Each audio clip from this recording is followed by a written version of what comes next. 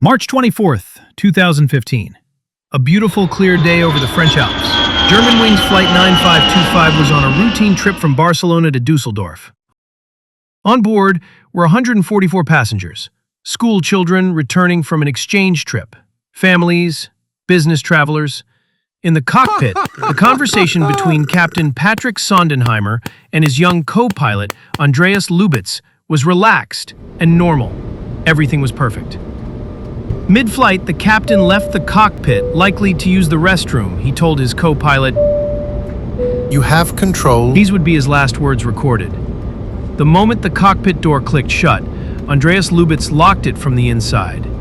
He then calmly, deliberately reprogrammed the autopilot, sending the Airbus A320 into a steady, controlled descent aimed directly at the mountainside.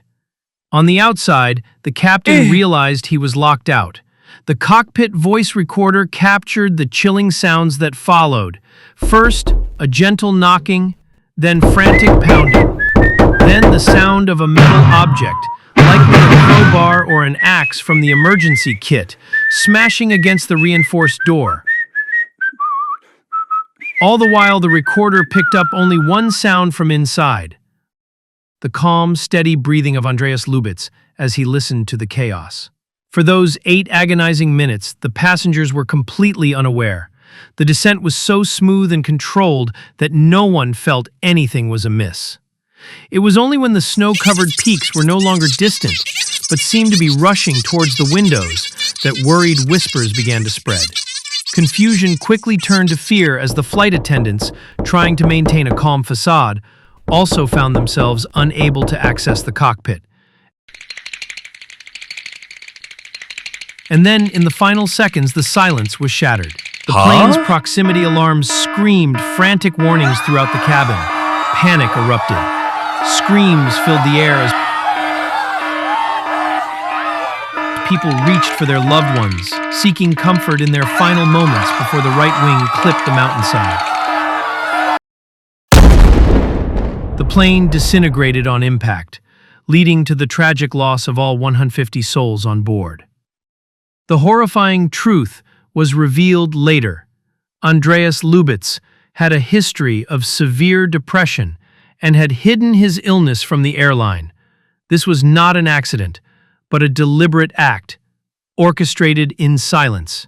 The devastating event at Germanwings forced the aviation industry to reevaluate its most fundamental protocols, from cockpit access rules to the critical issue of pilot mental health. It serves as a stark lesson that the greatest safety feature of any aircraft is the well-being of its crew. It was August 12, 1985, the height of the Obon holiday season in Japan. Japan Airlines Flight 123, a massive Boeing 747, was packed with 509 passengers for a short flight from Tokyo to Osaka. The mood was festive. For many, it was a trip home. At 6:12 p.m., the jumbo jet lifted off, a symbol of modern engineering. 12 minutes into the flight, there was a bang. The rear pressure bulkhead, which had been improperly repaired 7 years earlier, had failed. The explosive decompression blew off the plane's tail fin and severed all 4 hydraulic lines, rendering the aircraft almost completely uncontrollable. The pilots were now flying one of the largest planes in the world with essentially no steering. For the next 32 minutes, Captain Masami Takahama and his crew fought an impossible battle. The 747 began a wild, roller coaster-like oscillation called a phugoid cycle, climbing and diving thousands of feet at a time. Inside the cabin, pandemonium erupted. The oxygen masks dropped, a terrifying confirmation that this was not turbulence. Flight attendants scrambled down the aisle, shouting instructions, trying to secure loose items and calm the of terror-stricken passengers. As the jumbo jet pitched violently, people were thrown against their seats, the G-forces pinning them down one moment and making them feel weightless the next. But as the minutes stretched on, an eerie, surreal calm began to descend upon many. The horrifying realization dawned that this violent ride would not end in a safe landing. It was in this moment of heartbreaking clarity that many passengers, accepting their fate, began to write farewell notes, isho, to their loved ones. On scraps of paper, on air sickness bags, they scribbled their last goodbyes. Machiko, take care of the children. Be good to each other. I am grateful for a happy life. They faced certain death with an incredible, heartbreaking dignity. At 6:56 p.m., after 32 minutes of an unimaginable struggle and heroism, the plane crashed into Mount Takamagahara. Tragically, 520 of the 524 people on board did not survive, making it the deadliest single aircraft accident in history. The small notes they left behind, however, transformed a story of mechanical failure into a profound, chilling testament to human dignity in the face of the inevitable. The legacy of Flight 123 is a permanent scar on aviation, a brutal reminder that a single overlooked maintenance error can tick like a time bomb. The night of July 1st, 2002. High over Germany, two planes were on a collision course. Bashkirian Airlines Flight 2937 was carrying 60 passengers, most of them gifted schoolchildren from Russia, on their way to a holiday in Spain. DHL Flight 611 was a cargo plane. In the Zurich Control Center, only one air traffic controller, Peter Nielsen, was managing the airspace. It was a quiet night. The planes drew closer.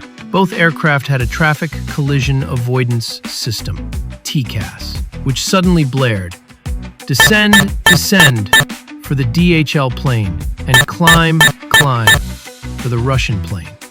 But at that exact moment, Nielsen, the controller, gave the Russian plane the opposite instruction: descend. Confused, the Russian pilots obeyed the human on the ground, not the computer in their cockpit. Both planes began to descend. At 35,000 feet, they collided. In the final, terrifying seconds, the pilots of both planes saw each other's lights rushing towards them through the darkness. They both took desperate, evasive action, but their fates had already been sealed. The vertical stabilizer of the DHL cargo plane acted like a colossal blade, slicing cleanly through the fuselage of the Tupolev passenger jet. The impact tore the Russian plane in half, mid-air, causing an explosive decompression that gave the schoolchildren inside no time to even comprehend their fate. Witnesses on the ground stared up in disbelief at what looked like two new stars igniting in the night sky before a rain of fire and metal began to fall. The catastrophic impact showered the German countryside with debris and the ill-fated victims over a 30-square-kilometer area. All 71 people on both planes were lost. It was a horrific but sadly understandable tragedy of human error. But this story doesn't end there. This is where it gets truly dark.